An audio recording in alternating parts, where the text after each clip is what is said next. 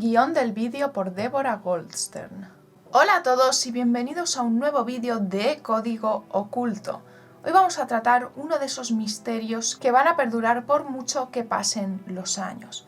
Me estoy refiriendo a la Cueva de los Tallos. El vídeo de hoy va a rememorar un acontecimiento el cual sacudió el mundo del misterio y el mundo en general hace aproximadamente medio siglo, cuando se anunció el descubrimiento de un extenso entramado en el subsuelo de las tierras ecuatorianas. Vamos a adentrarnos en sus secretos y vamos a conocer su trastienda.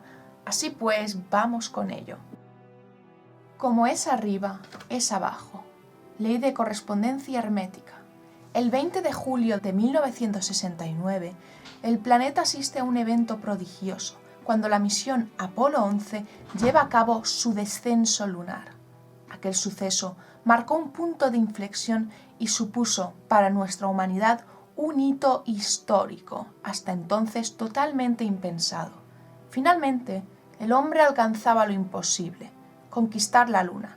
Sus tripulantes, que con el tiempo adquirieron categoría de héroes, tuvieron a Edwin Aldrin, Michael Collins y un tercer nombre, Neil Armstrong, quien fuera asignado a llevar a cabo la primera caminata lunar, como protagonistas de excelencia. El mundo suspiró y una nueva era pareció asomarse, pero mientras estos increíbles sucesos tenían lugar, en paralelo a estos hechos, tan solo 6 días más tarde, el 26 de julio de ese mismo año, una enigmática expedición encabezada por un tal Juan Morig, ciudadano húngaro, naturalizado argentino, declaraba un hallazgo no menos revolucionario, involucrando la existencia de una antigua civilización subterránea, desconocida e ignorada para los anales sudamericanos, localizada, según aseveró, en un socavón particular, fronteriza con Perú y popularmente conocida como la Cueva de los Tallos. Sin embargo, la historia no trascendió, opacada por la cuestión lunar que aquel año acaparó toda la atención, a pesar de algunas publicaciones sobre el tema registrados en medios argentinos y del Ecuador. Parecía la noticia acabaría sepultada como tantos otros misterios andinos, pero el destino tenía preparada una sorpresa, cuando desde el otro lado del Atlántico un escritor suizo conocido como Erich von Däniken se interesó en el caso. En 1975, Erich von Däniken lanza El oro de los dioses, dando a conocer pormenores de la expedición Morix en 1969, que luego continuaría en otros trabajos. Aunque sospechas sobre antiguos testimonios subterráneos recorrían algunas páginas legadas por los cronistas hispanos durante la era colonial, nunca se habían podido evidenciar aquellos asentamientos míticos. Pero Däniken estrenaba en su afamado trabajo fotografías que quitaban el aliento ante lo observado, pobladas por misteriosas construcciones, sugiriendo manufactura humana en su evolución. Aquellas revelaciones llevaban el sello de Juan Morig, que buscó interesar al mundo en sus hallazgos. En uno de los pasajes más sensacionales del Oro de los Dioses se reproducía acta notarial, documentando el hallazgo de Morig, y que más tarde fuera remitido a las autoridades de Ecuador como informe protocolar. He descubierto en la región oriental, provincia de Morona, Santiago, dentro de los límites de la República de Ecuador, objetos preciosos de gran valor cultural e histórico para la humanidad, que consisten en láminas metálicas que, elaboradas por el hombre, contienen la relación histórica de toda una civilización perdida, de la cual el género humano no tiene memoria ni indicios. Tales objetos se encuentran agrupados dentro de variadas y distintas cuevas. Objetos de piedra y metal en distintos tamaños, formas y colores. Láminas de metal, grabadas con signos y escritura ideográfica. Una verdadera biblioteca metálica que contiene conocimientos científicos de una civilización extinguida. El hecho del descubrimiento me ha otorgado legalmente el dominio de las láminas de metal y demás objetos guardados en las varias cuevas, por cuanto las cosas que yo he descubierto fortuitamente reúnen los requisitos del artículo 665 del Código Civil. Sin embargo, por haber descubierto tales objetos de extraordinario valor cultural incalculable para la humanidad, en función de que no son de mi propiedad, no debo considerarme dueño exclusivo de ellos, ya que debe aplicarse la regla del artículo 666 del Código Civil. Siendo las cercanas cavernas y las cuevas de propiedad del Estado ecuatoriano, debo compartir mi hallazgo con dicha institución. Cuando Bondaniken da luz a su libro, el mundo de los misterios se ve sacudido como nunca antes, poniendo en jaque la historia y popularizando a Juan Morik, hasta entonces un ignoto desconocido, como referente de prestigio. Muchos investigadores se mostraron perplejos ante la irrupción de Morik como una figura actualizada del escenario subterráneo, que aunque estudiado por algunos autores seguía siendo tema tabú y asociado a la lectura de ciencia ficción. Pero de pronto aquel húngaro irreverente declaraba que los Andes eran huecos y que había localizado rastros de una antigua civilización tecnológica, oriunda de esos interiores cavernarios. Era para enloquecer. Ahondemos en su historia. Mes de mayo, vuelo de procedencia internacional deposita en Quito un misterioso personaje. Trae cartas de presentación para importantes personalidades de la capital ecuatoriana y hace contacto con el doctor Jorge Salvador Lara, ex canciller de la República. ¿A qué ha venido usted a Ecuador?, le pregunta. La respuesta de Juan Morik es enigmática y extraña. Vengo a estudiar el mundo subterráneo. 1964. ¿Túneles ocultos bajo la cordillera andina? ¿Está delirando Morik? Y sin embargo, esta es la tesis que presenta ante las autoridades ecuatorianas, resultado de una larga investigación en la que lleva invertido casi 2 décadas de trabajo. Pero Morik no es un hombre común y pronto tendrá oportunidad de demostrarlo, cuando su aventura ecuatoriana salga a la luz y lo convierta en el comentario obligado de todo el país. Juan Morik nació en Hungría, país situado en pleno corazón de Europa y asiento de la famosa zona cordillera de los Cárpatos. Se ignora casi todo sobre sus primeros años y las actividades que allí llevó a cabo. Sin embargo, las contradicciones sobre este oscuro periodo surgen de inmediato. Hay quienes suponen que Morik fue un pobre campesino sin demasiados recursos y que jamás ejerció una profesión definida. Sin embargo, esta aseveración nada tiene que ver con sus propias declaraciones que 53 años más tarde realizara unos investigadores franceses. Desde hace 20 años que buscaba el tesoro de Atahualpa. Mi fortuna se había agotado, había vendido todo lo que podría convertirse en dinero y mis amistades lo sabían. Mis gestiones parecían por ello como un deseo de revancha del vencido, que quiere arrastrar a los suyos a la quiebra de su empresa, o como la tentativa de una última oportunidad para aquel que ya prácticamente nada tiene que perder. Pero Morik no solo buscó el legendario tesoro inca, sino que el inquieto húngaro presentaba intereses mucho más profundos. En los estudios que llevó la escritora de este guión, Deborah Goldstern, durante una década sobre los misterios de los tallos, finalizando con la publicación en 2016 de un libro sobre el tema, Cueva de los Tallos, secretos subterráneos de los mundos olvidados, Morik se convirtió en un punto central dentro de su investigación. Aquel trabajo agotador le permitió recoger datos inéditos que resultaron de gran importancia en la reconstrucción de pasajes desconocidos sobre su vida, y en especial sobre su estancia en Argentina. Gracias a esta vía supo que Morik llegó al país en 1950. Quienes lo conocieron durante esos años recuerdan su paso por importantes instituciones académicas, especializándose en el aprendizaje de sumerio.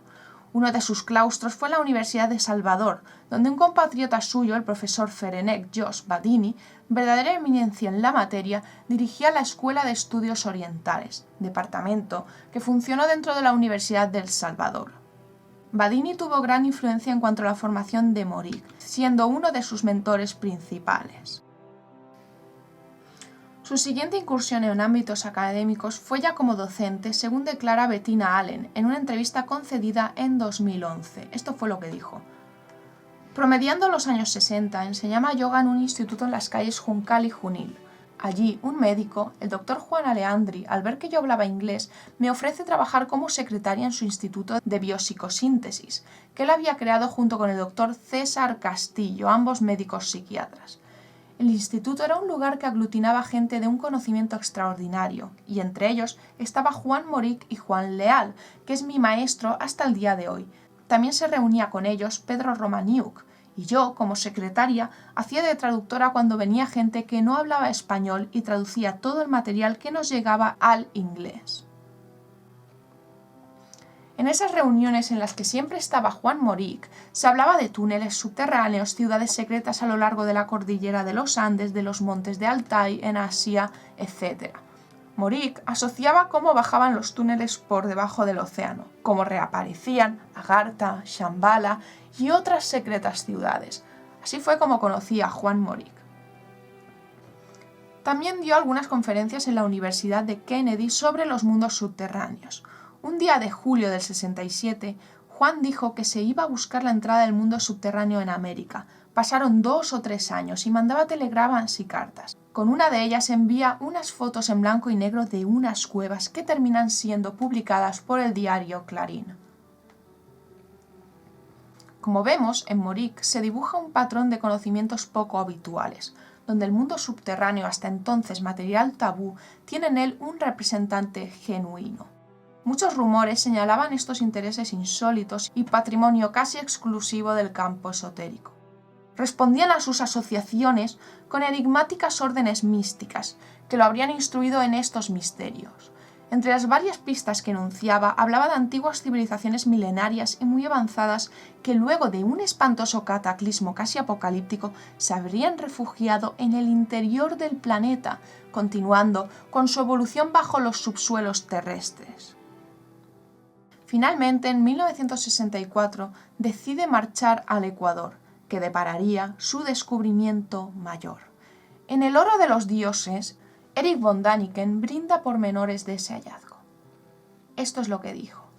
En junio de 1965, investigando con el concurso de indios ecuatorianos, Morik había dado con senderos subterráneos. Cauteloso por temperamento y escéptico como científico, guardó silencio durante 3 años. Solo después de haber recorrido muchos kilómetros de galerías y de haber encontrado valiosos objetos, solicitó en la primavera del 68 una audiencia al presidente Velasco Ibarra. Los aduladores del palacio encontraron muy gentil el ansioso arqueólogo y después de larga espera le aseguraron que el presidente podría recibirlo dentro de algunos meses. Morik no consiguió la audiencia hasta 1969 y, amargado, se enclaustró en su laberinto subterráneo. Ahora vamos a conocer el enigmático lugar de la Cueva de los Tallos. Sostiene Morik que razas no registradas en la historia de la humanidad y que vivieron en las profundidades del suelo americano en la noche de los tiempos han dejado su rastro en estas cuevas. La Cueva de los Tallos pertenece a un sistema de cavernas localizadas en la región de Morona, Santiago, pleno oriente ecuatoriano fronterizo con el Perú. Uno de los primeros reportes de su existencia data del siglo XIX. En 1861, en la era garciana, el coronel Víctor Proaño Carrión descubrió el río Morona y exploró esa parte, llegando a las llamadas Cuevas de los Tallos. No solo exploró la cordillera del Cutucú, sino que levantó un mapa de la región. Durante 1895, la Cueva de los Tallos fue visitada por el naturalista italiano Enrico Festa, que documentó sus observaciones en el Darien y el Ecuador, diario de viaje de un naturalista. Una observación moderna más precisa proviene del resumen de la monografía de la Expedición Científica Ecuatoriana de agosto del 76. Este sistema cavernario tiene la particularidad de estar habitado por un raro pájaro, conocido como tallos. En 1800, durante la redacción de Viaje a las regiones equinocciales del Nuevo Continente, el geógrafo Alejandro Humboldt legó semblanzas de aquellas misteriosas aves. Dice que el tallos, mejor conocido como guácharo en castellano, que significa el que llora o se lamenta por el tipo de sonido que emite. Aparte de tallos o guácharo, esta especie también es conocida como el pájaro aceitero, porque su cuerpo está untado de grasa debido a la alimentación de almendras aceitosas, a la ausencia de la luz y la falta de movimientos musculares de los polluelos. Una de sus características principales es que el tallos puede volar en la oscuridad con asombrosa precisión, sin tropezar ni chocar. Se cree que sus bigotes actúan como verdaderas pantallas de radar como los murciélagos. Estos pájaros descansan colgados de sus patas y penden su cabeza debajo de las rocas. Son aves gregarias que viven en profundas cavernas, de las que salen solamente durante la noche para buscar comida, y su único alimento es la fruta. Morik escribió en honor a estos pájaros: «Hay miles de tallos en las cuevas», diría, «y su presencia es un indicativo secreto. En Tingo María, en Cuzco, en Puno y en las grandes cavernas del sur del continente, Estos pájaros son los únicos testigos y guardianes de una civilización portentosa. Además, pensaba que los tallos eran los pájaros sagrados de las religiones desaparecidas. Sostenía que los caldeos y asirios los adoraron y que en la liturgia de algunas religiones vivas como el cristianismo, el Espíritu Santo proviene del tallo. Estas tribus también mencionan que aquellos socavones ocultos son la morada de antiguas razas gigantes, quienes habrían construido aquellos accesos prohibidos, refugiados luego de un espantoso diluvio. Taltos es nombre genérico de seres superiores conocidos en la más remota antigüedad. Los velas, que también son taltos, habitaron las grandes cuevas o cavernas, las cuales tenían la protección de una ave sagrada que vivía en las entradas de un mundo subterráneo. Juan Morik, 1969. Como sabemos, ya para el 1965, Morik tenía indicios de la existencia de un complejo subterráneo que, aunque la geología declaraba como de conformación natural, él pensaba que la misma obra era de seres inteligentes, quienes habrían trabajado aquellas oquedades en épocas remotas.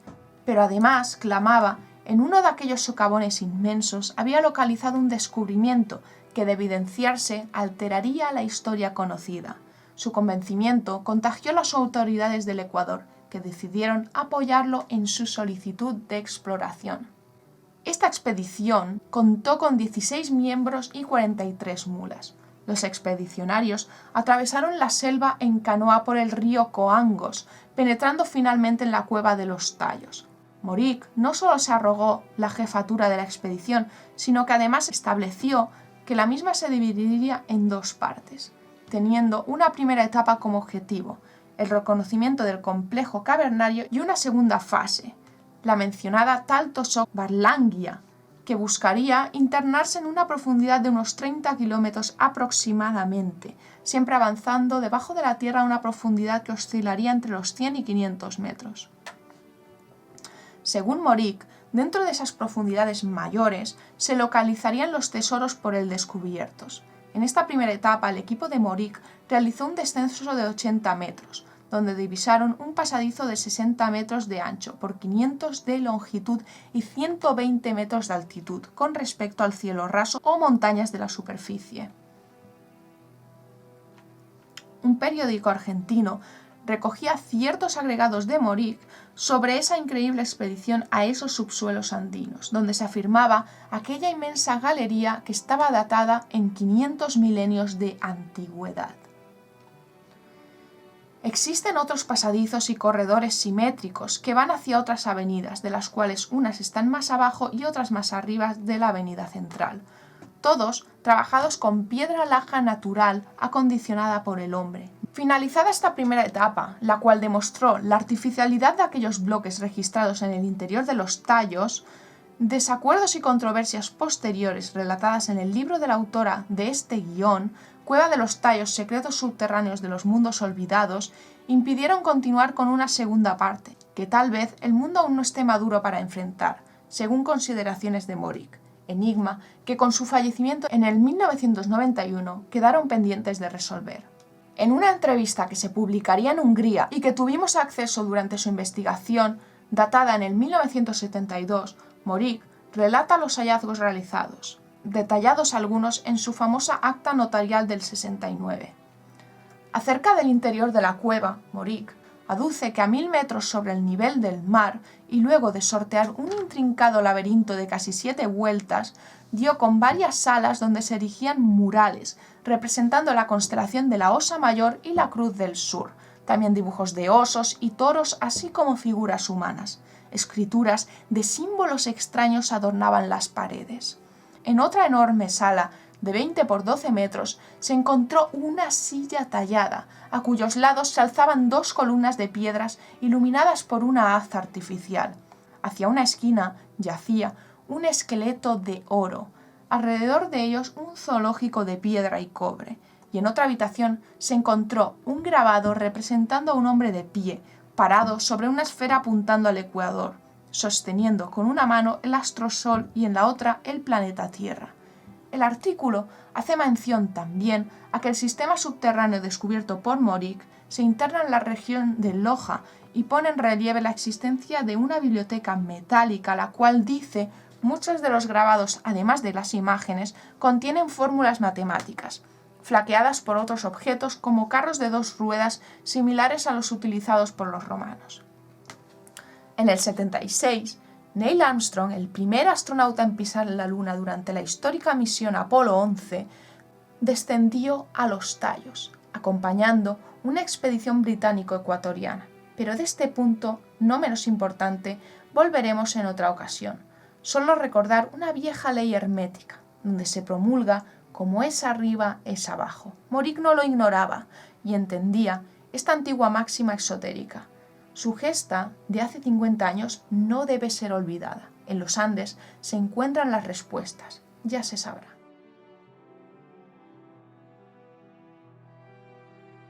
Como he comentado, hablaremos de esto en más profundidad más adelante, porque aún queda mucho material por sacar, ya que este misterio realmente tiene muchas pruebas de su veracidad.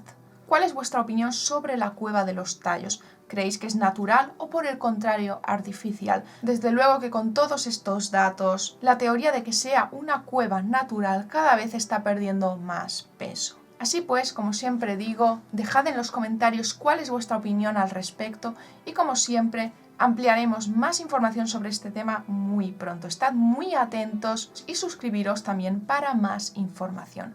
Ahora sí, como siempre digo, os mando un gran abrazo y nos vemos muy pronto en el próximo vídeo de Código Oculto. Hasta la próxima.